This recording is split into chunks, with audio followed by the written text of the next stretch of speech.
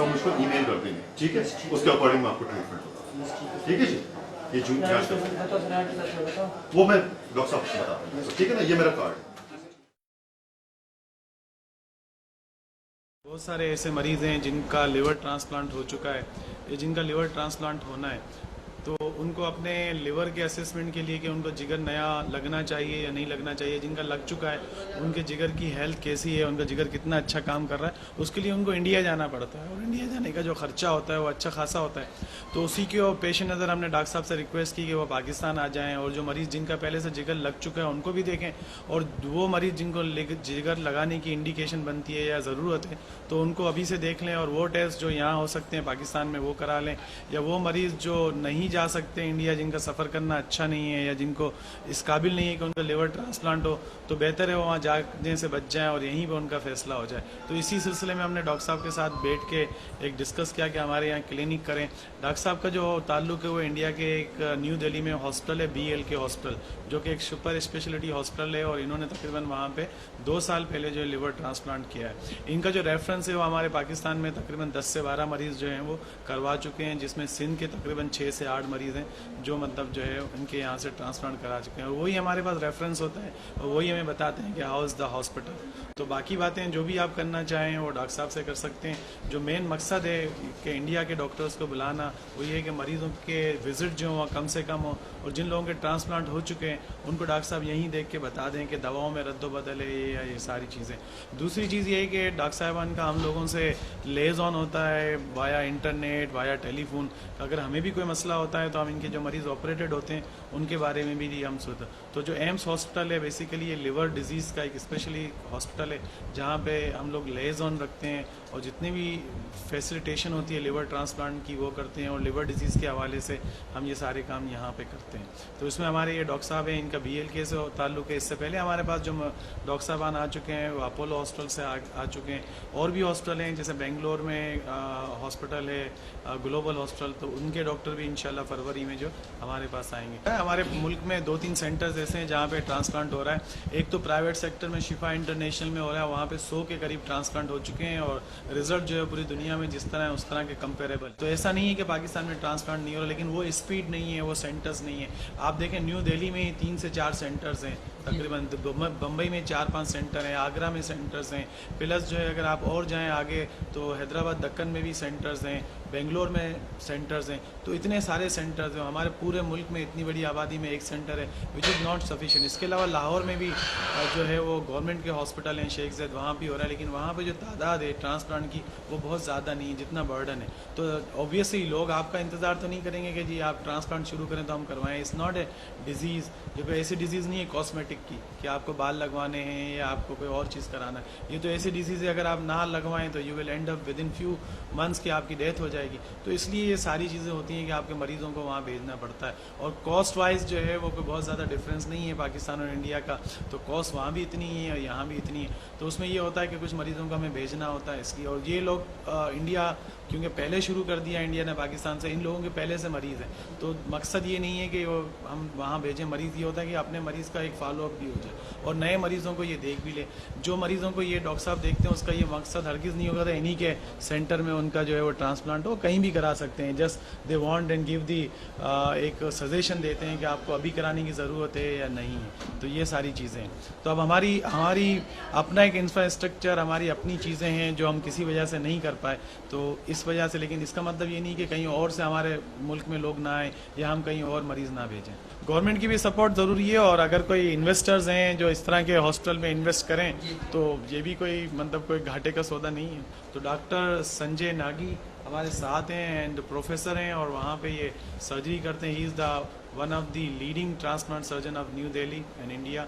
तो आप इनसे लिवर डिजीज़ जो होती हैं, लिवर की जो बीमारियां होती हैं, उसका जो लीडिंग कारण जो एटलीस्ट पाकिस्तान के अंदर है वो है हेपेटाइटिस B और हेपेटाइटिस C का इन्फेक्शन। इनिशियल स्टेजेस में अगर जल्दी डिटेक्ट कर लिया जाए और सिरोसिस होने से पहले तो वायरस को ख़त्म कर सकते हैं, क्योंकि आजकल हमारे पास दवाइयाँ इस लेवल की आ गई हैं कि वायरस को पूरी तरह से हम लोग नस्तनबूद कर सकते हैं। लेकिन लिवर का इंजरी कितना हुआ है वो इरिवर्सिबल होती है कई स्टेज में। अगर अर्ली स्टेज में आपने कर लिया है तो उसमें इंजरी रिवर्सिबल होती है, यानी कि वो घट जाती है। लेकिन एडवांस अगर सिरोसिस है तो फिर लिवर ट्रांसप्लांट ही एक ऑप्शन बचता है आपके पास। लिवर ट्रांसप्लांट के अंदर हम वो जो खराब जो लिवर है पूरे लिवर को निकालते हैं बाहर और उसकी जगह एक नया लिवर डाल देते हैं।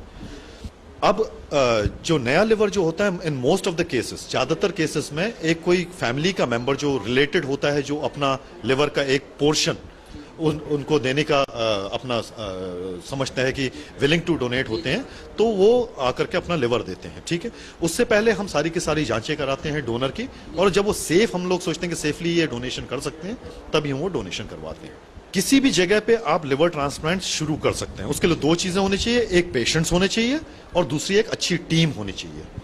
टीम में देखिए जी, हमेशा ऐसा है कि गैस्ट्रोएंट्रोलॉजिस्ट जो हैं यानी कि फिजिशियन और सर्जन्स के बीच में एक बहुत अच्छा तालमेल होना चाहिए, जहां पे कि इस मरीज को हम केवल दवाइयों से ट्रीट कर सकते हैं और इसमें ट्रांसप्लांट की जरूरत होगी। एक टाइमली बेसिस फैशन में हम लोगों को एक डिसीजन लेना होता है।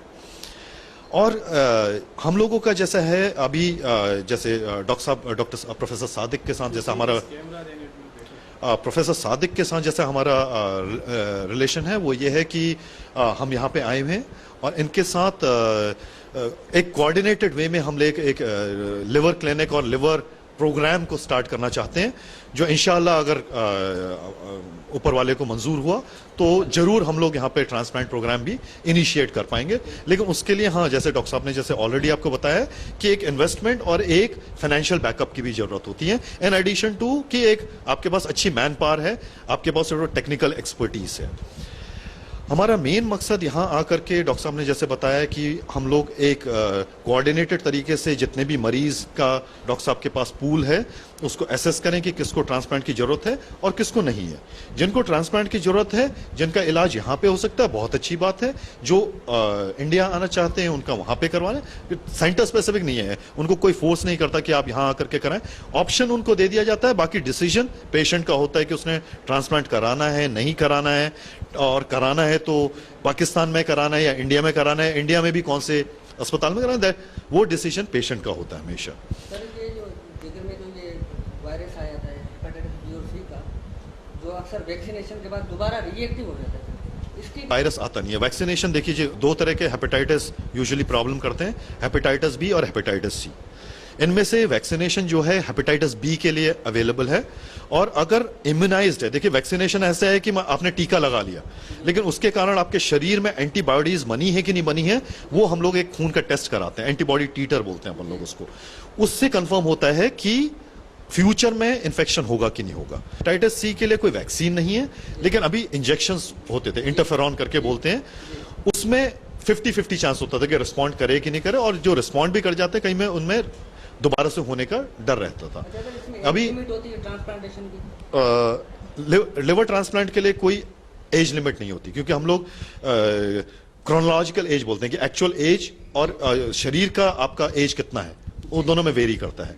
लेकिन बाय एंड लार्ज हम लोग 65 साल से या 70 साल से ऊपर के मरीज को by and large transplant offer नहीं करना चाहते, क्योंकि दवाइयां जो देते हैं हम लोग ट्रांसप्लांट के बाद, उसका किडनी और किडनी पे असर पड़ता है और डायबिटीज शुगर वगैरह पे असर पड़ता है, तो वो टॉलरेट नहीं कर पाते हैं। तो by and large over the age of 70 हम लोग ट्रांसप्लांट ऑफर नहीं करते। जिसके लिए जो गरीब आदमी भी उस पैकेज तक पहुंच पाए और वो ट्रांसप्लांटेशन करने के लिए कोई जिंदगी ऐसे ही हार जाती है। जी देखिए, फैक्ट यही है कि ट्रांसप्लांट के अंदर पे जो खर्चा होता है, जो कि दवाइयां होती हैं, क्योंकि इससे बड़ा और कोई सक्सेसफुल ऑपरेशन ह्यूमन बॉडी में नहीं हो सकता। ये सबसे ज्यादा कॉम्प्लेक्स प्रोसीजर होता है, जिसमें कि जो दवाइयां और बाकी इंस्ट्रूमेंट्स और टेक्निकल एक्सपर्टीज वगैरह जो लगता है, उसमें पैसा लगता है। उसमें आप कितना भी कम कर लेंगे फिर भी काफी पैसा होता है, ठीक है ना। इसके अलावा एक और चीज है कि ट्रांसप्लांट के बाद कुछ एक दवाइयां जिंदगी भर देनी होती हैं, जिनको हम इम्यूनोसप्रेसेंट्स बोलते हैं। तो मरीज जब तक मरीज का फाइनेंशियल बैकअप अच्छा नहीं है, तो मेरे ख्याल से उसको ट्रांसप्लांट ऑफर करना एक मतलब सही बात नहीं है, मेरे को यही लगता है। मतलब और जनरली भी यही होता है कि अगर मरीज पोस्ट ट्रांसप्लांट केयर को अफोर्ड नहीं कर सकता है, दवाइयां नहीं खा सकता है, या टाइम टू टाइम आकर के डॉक्टर से कंसल्ट नहीं कर सकता, तो हम लोग उनको भी बहुत ज्यादा एनकरेज नहीं करते कि वो ट्रांसप्लांट कराएं।